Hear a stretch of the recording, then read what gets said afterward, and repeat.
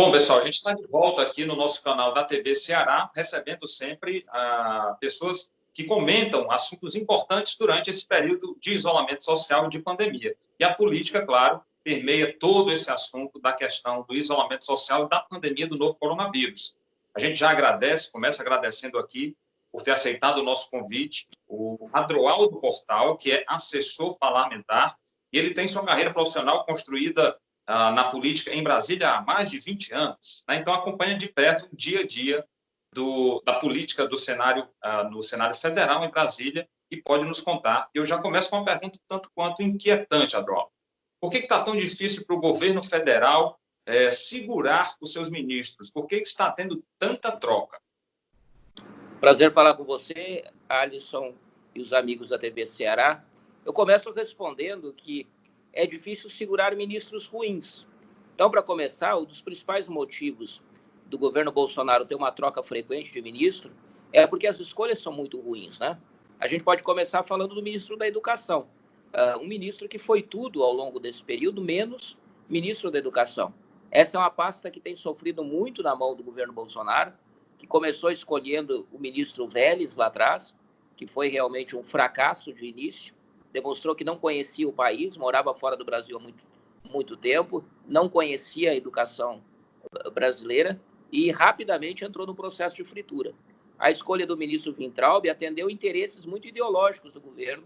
Ele é um homem muito ligado ao Olavo de Carvalho e a grupos extremistas e radicais, e a atuação dele foi isso, né? Ele foi uma verdadeira negação do aspecto educacional. Ele desmontou praticamente todas as estruturas organizadas do Ministério da Educação, procurou fantasmas o tempo inteiro, perseguindo professores, desconstituindo as estruturas de universidades, né? Então foram fracassos atrás de fracassos, e não soube, agora no período da pandemia, liderar um processo que era fundamental, que era encontrar caminhos para que a educação e os estudantes sofressem menos impactos negativos com esse processo. Ele acabou se envolvendo em muitas polêmicas, né? E a ponto de deixar o ministério e fugir do país com medo de ser preso. Adroaldo, então, pelo que se vê, o problema está muito na questão dos critérios para a escolha. E parece que essa escolha é muito feita de forma individual, né? Digamos até autoritária pelo presidente. Você acha que o problema passa por aí, começa aí? Certamente, eu tenho a opinião que o presidente Bolsonaro ele está promovendo uma espécie de depuração ao contrário do governo. O que eu quero dizer com isso? Quando o presidente Bolsonaro se elege, ele, cercado por algumas pessoas que o orientaram, tentaram demonstrar para ele que ele deveria tentar montar um governo de pessoas com algum grau de moderação e de conhecimento das áreas. Pessoas que não tinham exatamente uma identificação ideológica com ele. Vamos pegar o exemplo lá do ministro Sérgio Moro. Né? O Moro não trabalhou para o Bolsonaro na campanha diretamente, mas as ações do Moro beneficiaram muito a eleição do Bolsonaro. Mas ele não tinha exatamente as posições ideológicas do presidente Bolsonaro. Tanto quando saiu, o Bolsonaro disse que saiu porque ele era um desarmamentista, que ele não defendia as mesmas causas do presidente. A verdade é que, com o passar do tempo, o presidente Bolsonaro ele optou por discursar por uma minoria do eleitorado dele, né? Se você lembrar, antes da facada, na campanha eleitoral, ele tinha 20% do eleitorado. E ele parece governar somente para esse grupo. É para ele que eles falam. Ele não se importa com a opinião do restante da sociedade. E quando eu digo que ele está depurando o governo ao contrário, é que ele tá voltando atrás nas decisões que ele tomou lá no início, de buscar gestores experimentados, tentar montar um governo técnico, como ele falava, e hoje ele busca radicalizar, ele tem buscado nomes muito, muito identificados com o radicalismo ideológico, porque é essa visão que ele quer. Vou te dar um exemplo muito claro, quando caiu aquele secretário nacional da Cultura que fez aquele vídeo nazista, ele foi convencido a buscar a atriz Regina Duarte para o Ministério da Cultura. Rapidamente ele se desencantou com ela porque entendeu que ela não ia entregar o que ele queria. Ele queria alguém radical. Ele queria alguém para implementar pautas que aquele secretário iria implementar se não tivesse falado mal dos judeus e colocado o presidente numa situação delicada. Então, essa tem sido a escolha do presidente. Na Fundação Palmares, né, ele colocou lá como secretário alguém que não acredita na pauta dos negros, na pauta das minorias, né? Mas, por outro lado, é contraditório porque, percebendo que o governo dele está derretendo, ele tem buscado as práticas que antes ele abominava. Ele está se entendendo com o Centrão, está distribuindo cargos para fisiológicos dentro do governo. E se, por um lado, o governo dele é muito radical e intolerante, por outro lado, ele começa a caminhar para as mesmas práticas daquilo que ele chamava de velha política. Você pega o Diário Oficial todo dia, tem gente lá do Centrão, gente com biografia muito questionável, ou nomeado, indicado por gente que responde processo no Supremo, que representa tudo aquilo que ele dizia que vinha para mudar. Bom, e nós estamos aí bem no meio de uma pandemia mundial, né? O mundo hoje, não só o Brasil, mas o mundo todo, hoje é outro. E como é que você definiria o papel do governo federal em meio a toda essa pandemia? As ações dele, o socorro que ele tem feito? Pois é, o presidente, ele é negacionista, né? Ele nega a existência da pandemia.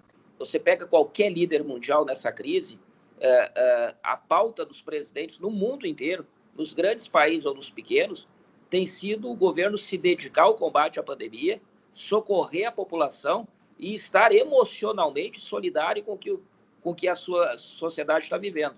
Não é o caso do presidente Bolsonaro. Ele não fala no assunto. Ele se irrita quando é abordado a respeito. Ele tem sabotado todas as medidas científicas, né? Você imagina se o Supremo Tribunal Federal tivesse deixado na mão do governo federal a administração da crise, se não tivesse passado para os governadores. Nós estamos com 50 mil mortos, agora saiu o número de hoje, são quase 1.400 mortos hoje. São quase 1.400 mortos. A maioria dos institutos internacionais dos Estados Unidos e da Europa falam que até o final de julho nós vamos ultrapassar o número de mortos e de casos dos Estados Unidos. O Brasil vai ser o país com maior número de mortos e maior número de casos. Hoje nós temos exatamente a metade dos americanos. Daqui 40 dias a gente vai ter passado os Estados Unidos. Mas a gente tem um governo que renega isso. Ele pegou o Ministério da Saúde, tirou o ministro Mandetta, buscou um outro técnico, o ministro Tachi, mas que não entregou o que ele queria, tirou o ministro, colocou lá um militar que obedece ordens dele, tirou todos os grandes técnicos. O Ministério da Saúde levou 20 anos para montar a equipe de técnicos que tinha lá. Todos foram retirados e colocaram militares no lugar. Gente de perfil técnico, gente que tem biografia, tem história, mas em outras áreas, não tem expertise. O que eles fazem hoje lá no Ministério é tentar encontrar maneiras de mitigar a imagem do que está acontecendo.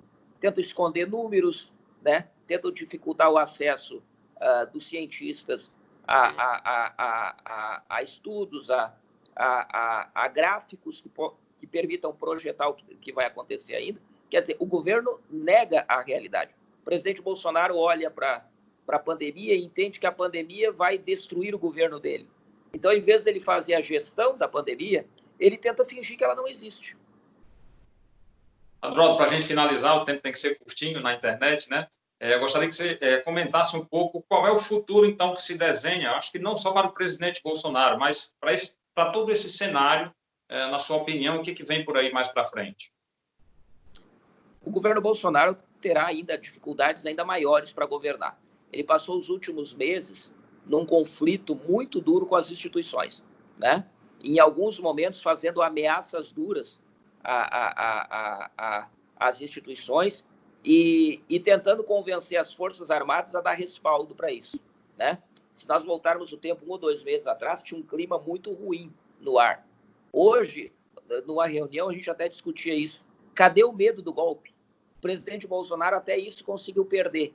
Ele passou durante os últimos 2 meses com ameaças que fez todo mundo pensar, mas será que o Exército vai entrar numa aventura? Será que as Forças Armadas vão cair na cilada de bancar um presidente da República que não tem limites?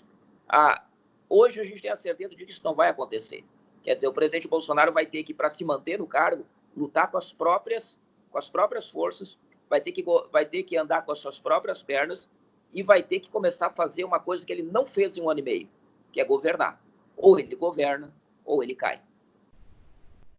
Excelente. Ok, Edraldo, muito obrigado mais uma vez por participar aqui no nosso canal, nas redes sociais da TV Ceará. Estamos sempre aqui no Ceará de portas abertas para receber vocês aí de Brasília e desejar bom trabalho por aí, né? Tem muito trabalho. Saudades do Ceará.